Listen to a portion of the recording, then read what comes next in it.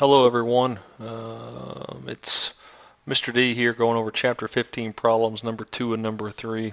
Sorry I couldn't get these pulled up for you in class today, but we're going to go through it now and then put this recording out on Blackboard for all of you to watch. So problem 2 in chapter 15 is asking us to do a number of forecasts using some basic data. And I've already laid out that data in a table for the months of January through June and the numbers given in the text. We're going to use this data for parts A, B, C, D, and E. Part A, I'm going to copy this data just so we can use it over and over. Part A asks us to do a weighted moving average using the weights of 0.6, 0.3, and 0.1 for the data and to predict the forecast in July. Now we know that we couldn't do a forecast for January because we don't have 3 previous months. We can't do a forecast for February, nor can we do one for March. We can only do one starting in April. And I'm going to do one for April, and then I'm going to copy that formula down to get to the July answer.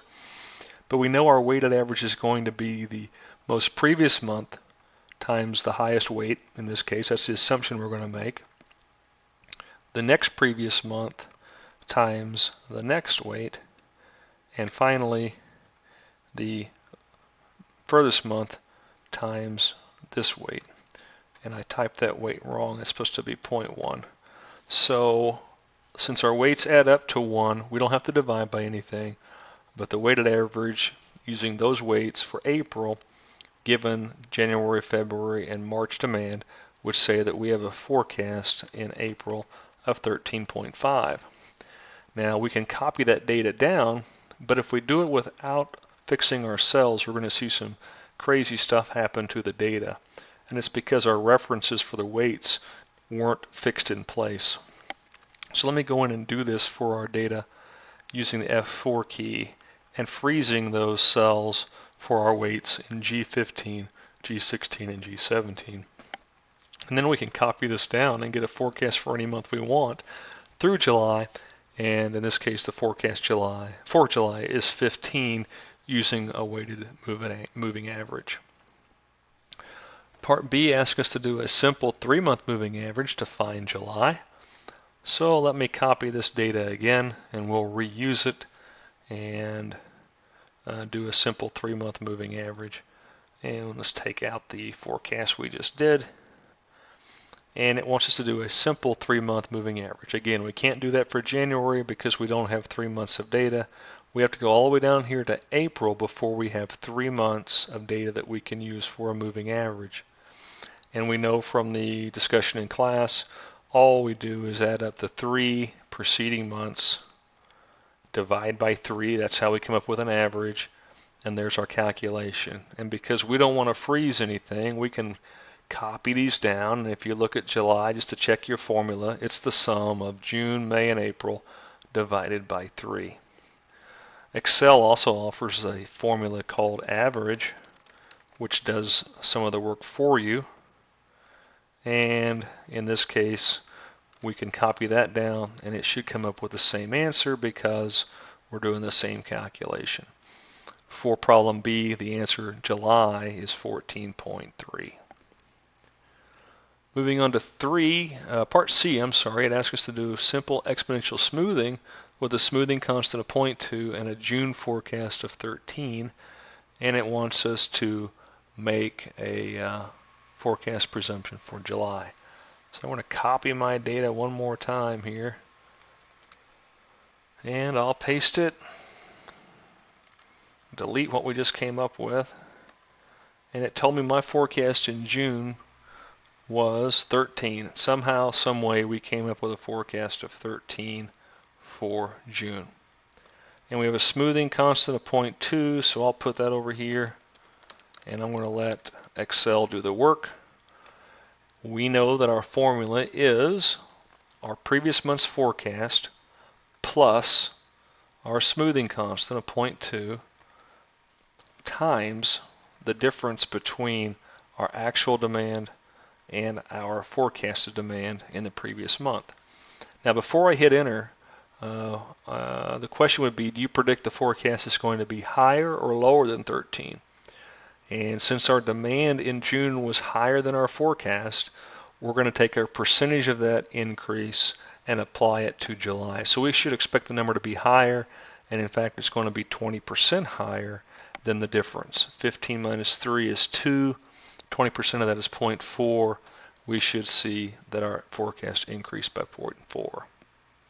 All right, moving on to part D, which is to use linear regression to calculate the equation. We did this in class. We're going to just copy this data. Whoops. Copy this data. We'll go up, back up here and start again where we have a little more room. And we're going to let Excel do the work through the Data tab and the Data Analysis tool with regression. Our y-axis or our y-range is what we're trying to predict. We're trying to predict demand over by telling it what month we're in. And then we have an output range where we're just going to tell it to lay this data out here for us somewhere. Now, what do you think is going to happen when I hit enter? Well, I'm going to get an error here because I highlighted months. And when you do regression, it has to always be a number. So I've got to go back in and fix this. And the easiest way is for me just to tell Excel that the month of January is equivalent to the month number 1, February is month number 2, and all the way down to July. And by doing so, now we have numeric data to tie to demand. We should be able to redo this analysis and see what we come up with. So we again choose regression, hit OK. Our Y range is our demand. Our input range, we're going to move over here to be the months 1 through 6. We're going to leave our output range to be right here, and we're going to hit OK. Now, a couple of you had asked what happens with these numbers. You don't need to change any of these or check any of these boxes. If you check labels, that's telling Excel that your first row of data has labels in it, and it's going to ignore month 1 and demand 12. You don't want to do that because it's going to mess up your data. The confidence level by default is 95%. So don't change anything else. Just go ahead and let the regression run. And here's the table we are accustomed to seeing in class. It tells us a couple of things. 48% of the variation in Y can be explained by the month of the year. It's good to know. It's not a very good relationship, but there is some relationship. And down here in the table, our y-intercept is 10.8 and our x variable is 0.7714. And if we use that to write our equation, y equals a plus bx, our intercept plus 0.7714x. And that's the equation that we're looking for problem 2, part D. And in E, it's asking us to predict July based on that formula. And we can do that. And we're going to let Excel do the work. We're going to say that it's the y-intercept plus the month we want to choose, in this case 7, times the x variable.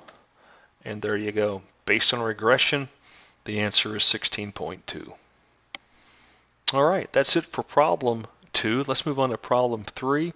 And it's a quick calculation. I've already loaded the data, which is from the table on page 519. We're asked to fill in the remaining forecasts for a smoothing constant of 0.2. All right, so we know, again, our formula is the previous month's forecast plus our smoothing constant times the difference between our actual and our forecasted demand. And if I try to copy these down now, we're going to get some data that's kind of funky because we don't have a smoothing constant in case 6. Well, there's nothing over here in case 6. We've got to go back up to this formula and freeze our smoothing constant with an F4. And then we can copy that data down. And the answer we're looking for our forecast for the month of February, March, April, May, and June using a smoothing constant, and there they are. I hope that answers your questions for problems 2 and 3 in chapter 15. Have a wonderful evening.